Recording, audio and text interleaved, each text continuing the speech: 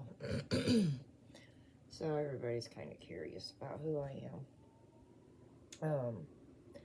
Quite honestly, I don't know how to say it. Um, I'm a child that slipped through the cracks, that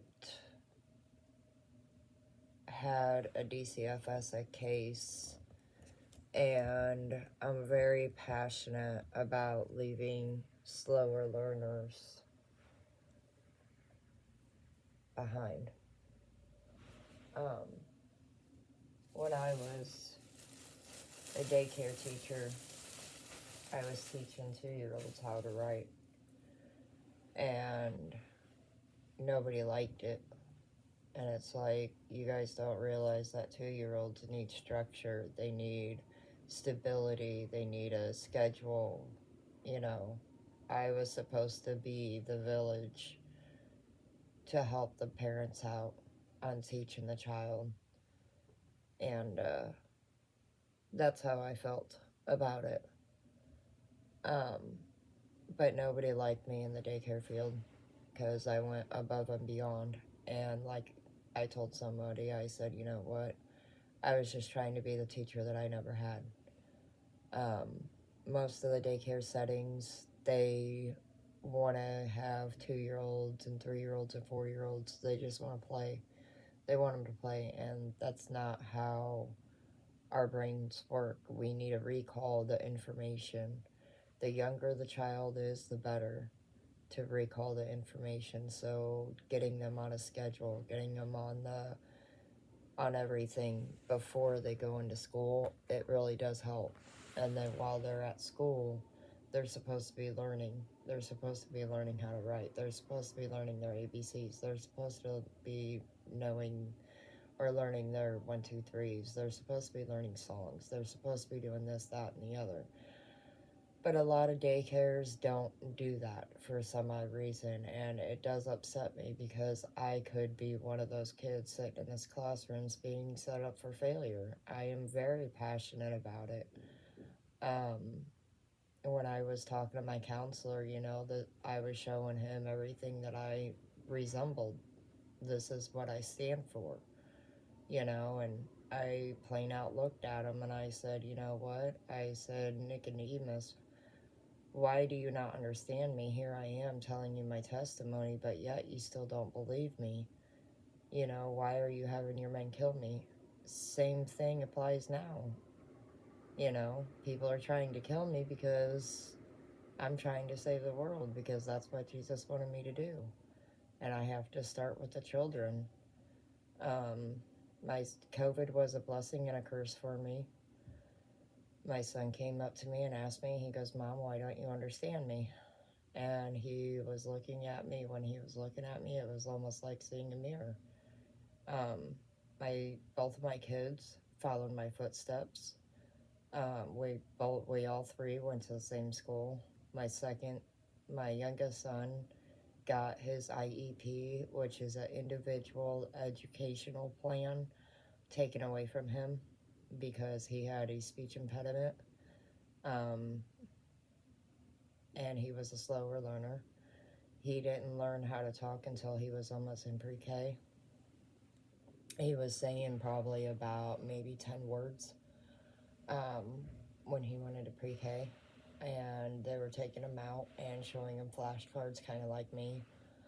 I remember the flashcards like having a chair on one side, and then the object chair on one side, and then the word chair, so that way I could see the chair in the book that I'm reading. A lot of people don't realize that is what a visual learner is. But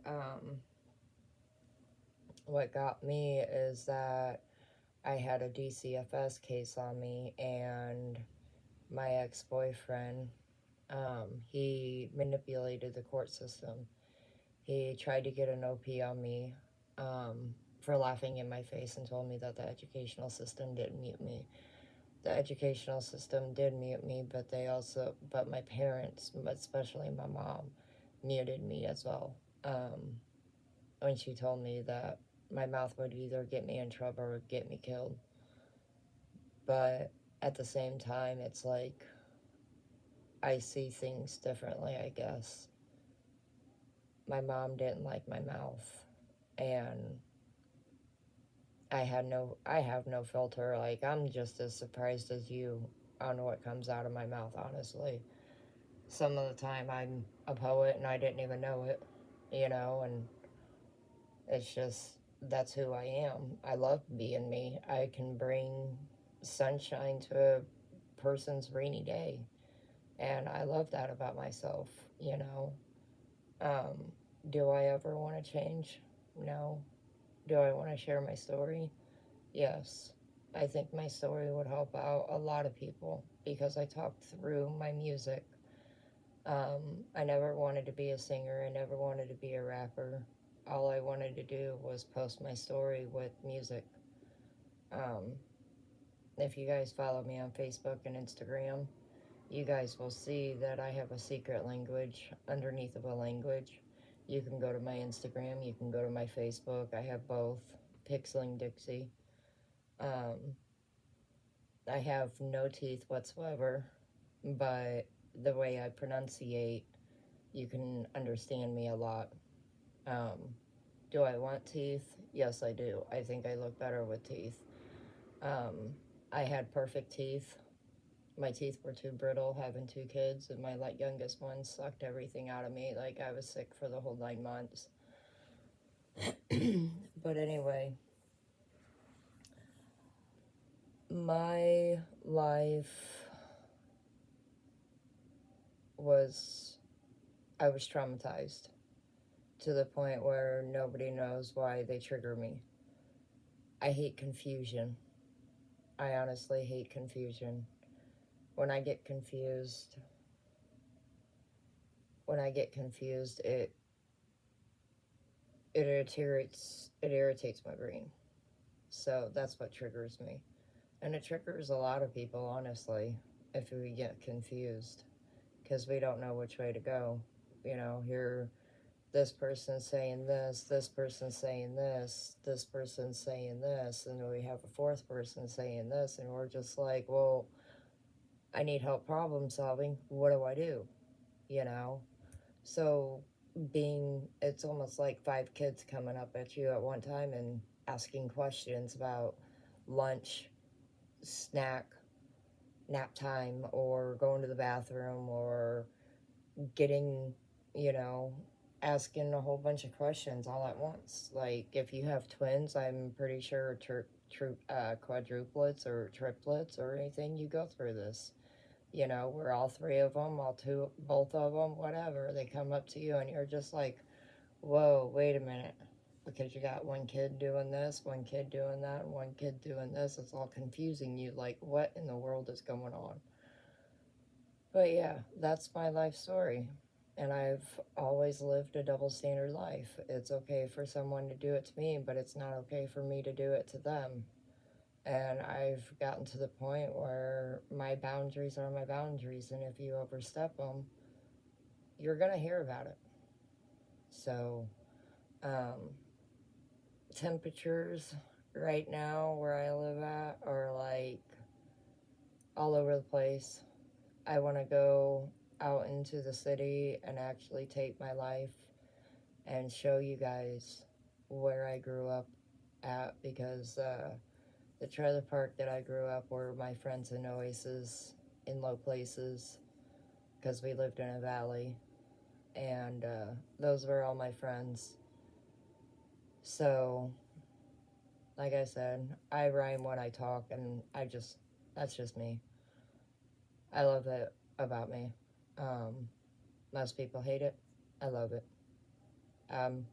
Kerplunk every so often. Or, hey, look, what was I talking about? Oh, yeah, shiny. Squirrel. I'm that type of person. It's my autism, a high functioning autism, and I love it, honestly. And a lot of people love it about me because I do have a child's brain. I'm 43, I'll be 43 coming up next year, and I have a brain as a 20 to 30-year-old. I'm a little kid inside. No, I'm not going to stop that. Deuces.